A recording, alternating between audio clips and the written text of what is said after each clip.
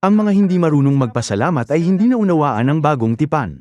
Sila ay mga taong hindi nakakaalam ng kalooban ng Diyos. Kabilang sa maraming kalooban ng Diyos, malalim nating iukit sa ating mga puso ang kanyang kalooban na mamuhay tayo ng may pasasalamat. Taos puso akong umaasa na kayo at ako ay mabubuhay ng maganda, hindi para sa pansamantalang mundong ito kundi para sa walang hanggang kaharian ng langit. Tingnan natin ang Romans chapter 1 verse 20. Nasusulat na ang mga hindi nakakakilala sa Diyos ay mga taong hindi nagpapasalamat. Mula pa ng likhain ng sanlibutan, ang kanyang walang hanggang kapangyarihan at pagka-Diyos, bagaman hindi nakikita, ay naunawaan at nakita sa pamamagitan ng mga bagay na kanyang ginawa, upang wala silang maidadahilan. Sapagkat kahit kilala nila ang Diyos, siya ay hindi nila niluwalhati bilang Diyos. Hindi dahil sa hindi nila kilala ang Diyos kaya hindi nila siya niluluwalhati. Nakasulat, kahit kilala nila ang Diyos, siya ay hindi nila niluluwalhati. At ano ang sinasabi rito pagkatapos? Ni pinasalamatan man, kundi naging walang kabuluhan sa kanilang mga pangangatwiran, at ang mga puso nilang walang katuturan ay nagdilim. Sa pag-aangking marurunong, sila ay naging mga hangal, at ipinagpalit nila ang kaluwalhatian ng Diyos na hindi nasisira sa mga imaheng kahawig ng tao na nasisira, at ng mga ibon, ng mga hayop na may apat na paa at ng mga gumagapang. Kaya't dahil sa mga pagnanasa ng kanilang mga puso ay hinayaan sila ng Diyos sa karumihan, upang lapastanganin ang kanilang mga katawan sa kani-kanilang sarili. Sapagkat pinalitan nila ng kasinungalingan ang katotohanan ng Diyos at sila'y sumamba at naglingkod sa nilalang, sa halip na sa lumalang, na siyang pinupuri magpakailanman. Amen. Ito ang sinasabi ng Biblia.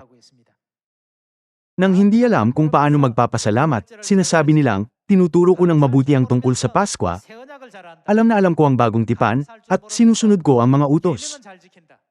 Pero iyon ay ang pag-alam lang sa panlabas na bahagi. Ang lahat ng utos ay naghahayag ng sakripisyo ni na ama at ina. Hindi ba totoo yun? Sa Pasko, dapat tayong magpasalamat para sa pag-ibig ng Diyos na nagsakripisyo ng kanyang sarili. Sa kapistahan ng mga tinapay na walang pampaalsa, dapat nating alalahanin ang kahihiyan sa krus na tiniis ng Diyos, at dapat tayong magpasalamat para sa paraan ng pamumuhay niya para sa atin. Ang lahat ng kapistahan at mga kautusan ay hindi maaaring ipagdiwang at sundin ng walang pagpapasalamat. Dahil ang mga kapistahan at ang bagong tipan ay naitatag sa pamamagitan ng sakripisyo para sa atin, ang mga nakakaalam sa bagong tipan, sa mga kapistahan, at sa katotohanan ay dapat munang matutong magpasalamat. Kaya simula ngayon, umawi tayo ng salamat. Salamat.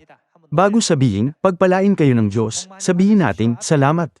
Pagpalain kayo ng Diyos. Bakit tayo dapat na magpasalamat?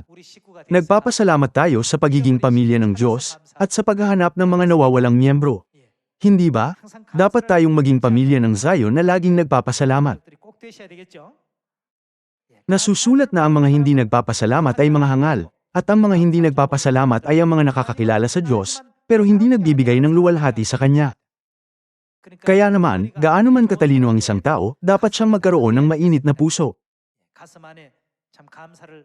Kumbinsido ako na tanging pag kayo at ako ay laging nagdadala ng pasasalamat sa ating mga puso, mas mabilis na matatapos ang ebanghelyo ng bagong tipan.